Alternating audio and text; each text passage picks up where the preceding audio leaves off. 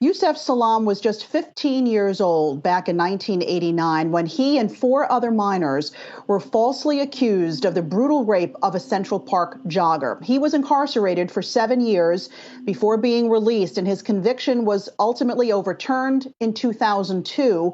For the first time, Yusef is telling his story in his memoir titled Better, Not Bitter, Living on Purpose in the Pursuit of Racial Justice. And we are happy to have Yusef Salaam joining us right now.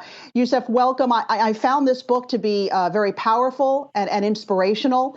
You know, your conviction was overturned nearly 20 years ago. Why write this book and why now? You know, I find that, first of all, thank you for having me. But I find that my memoir shows up right on time. Here we are in the midst of a pandemic, in the midst of really two pandemics in the Black and brown community, where we have COVID-19 and we also have the oppression that's been going on, where the clarion call through George Floyd's murder happened. And I think that telling the story of the criminal justice system and how it links from the past to the present to the future and where we need to go is really important. My story is not just the story of what happened to me, but it's the story of what's been happening to us as a people. And it's also the story of triumph. It's the story of how do we increase our light in this world full of darkness so that we can make a way forward and we can ultimately vibrate at higher levels so that the system itself transforms into a system that is inclusive of the kaleidoscope of the human family.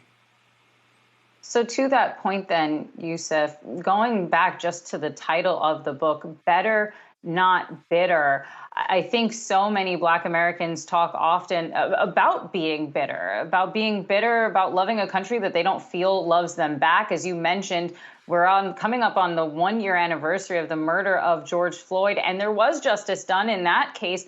But so much justice is still delayed and denied for so many other families of Black men and Black women. So how can we not stay bitter and get better?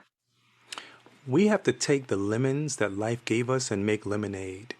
It was Dr. Maya Angelou who said it best. She said, "You should be angry, but you must not be bitter." She said, bitterness is like a cancer. It eats upon the host. It doesn't do anything to the object of its displeasure. So use that anger, she told us. You write it, you dance it, you march it, you do everything about it. And then she said you talk it. Never stop talking it. One of the most interesting things about being upset is that whoever caused you to be upset, if we think about Newton's third law of motion, for every action is an equal and opposite reaction. Oftentimes in the Black and brown community, the camera turns on at the reaction, and no one asks about what caused this action to happen in the first place. And so I think that it's really important for us to understand that part of the war that we've been fighting is a war really of our minds. If they can take your mind and move it over here or move it over there, wherever your mind goes, your body follows. So it's important for us to look at situations and circumstances that we find ourselves in and try to be the type of people that are resilient.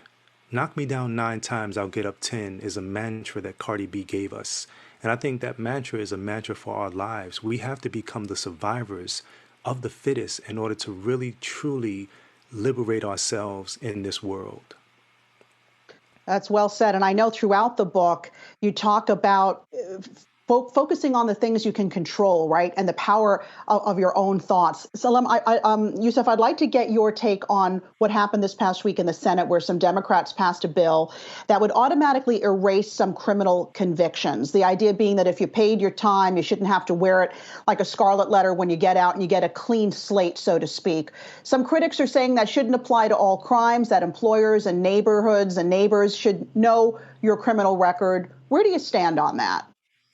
I think that when a person who's done a crime has paid for their crime, they should be fully restored back to society. You know, Michael Moore did a film some years back called Where to Invade Next, and here we are, America being a very young nation. Many people who've come to this country have places that they've come from that have criminal justice systems, that have prison industrial complexes. And in those spaces, we find people are treated humanely, people are treated fairly. It gives the person the opportunity to think about better choices in the future, not to say, let me build a better mousetrap.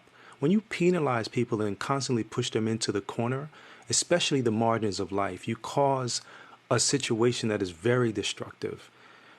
People who are able to change reality for themselves, to become their own alchemists, they don't have to worry about that. But we have to make sure that as a society, we do our best to ensure that people have the best opportunity to fully participate in life, liberty, and the pursuit of happiness. We don't want to wake up like I did at 15 to what I call the American nightmare. We want to be able to appreciate the American dream.